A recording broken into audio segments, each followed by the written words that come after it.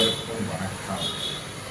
இன்றைய நாள் இனிமையான நாளாக அனைவருக்கும் நிலைத்திருக்கட்டும்.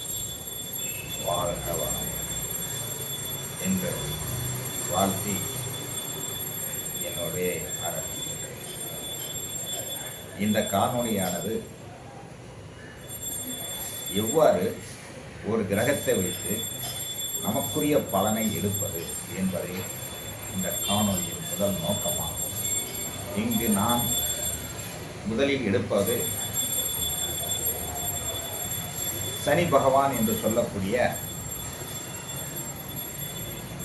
சனி கிரகத்தின் அடிப்படையில் எவ்வாறு நாம் பலனை பார்ப்பது என்பதை இந்த காணொளியின் ஒரு சிறப்பான நோக்கமாகும்.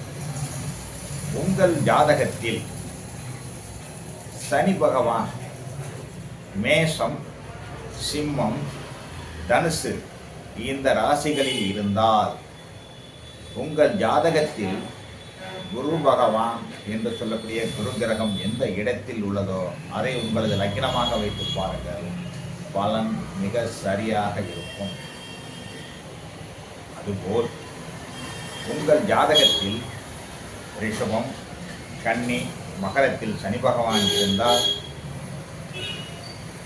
உங்கள் ஜாதகத்தில் அங்காரகன் என்று சொல்லக்கூடிய செவ்வாய் பகவான் எந்த இடத்தில் உள்ளதோ அதை உங்களது லக்னமாக வைத்து பாருங்கள்.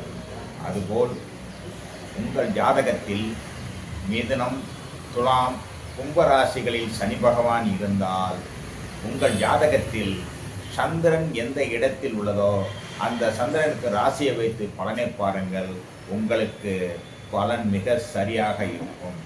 அதுபோல் கடகம், விருச்சிகம், மீன ராசிகளில் சனி பகவான் இருந்தால் உங்கள் ஜாதகத்தில் சுக்கிர பகவான் எந்த ராசியில் உள்ளதோ அதை உங்களது ராசியாக வைத்து அல்லது லக்னமாக வைத்து நடக்கும் தசாபத்திக்கு பலன் பார்த்தீர்கள் என்றால் மிக தெளிவாக இருக்கும் என்று கூறிக்கொள்கிறேன். உங்கள் நண்பன் பிரம்மஸ்ரீ ராஜநலுதான். மேலும் இது போன்ற சிறப்பான காணொளிகளை காண சப்ஸ்கிரைப் பண்ணுங்கள், லைக் பட்டனை அனுப்புங்கள் என்று கூறுவதற்கு நோக்கமே இதை என்னுடைய பணியாக எடுத்து காணொளிகள் தொடர்ந்து பதிவு செய்ய உள்ளேன்.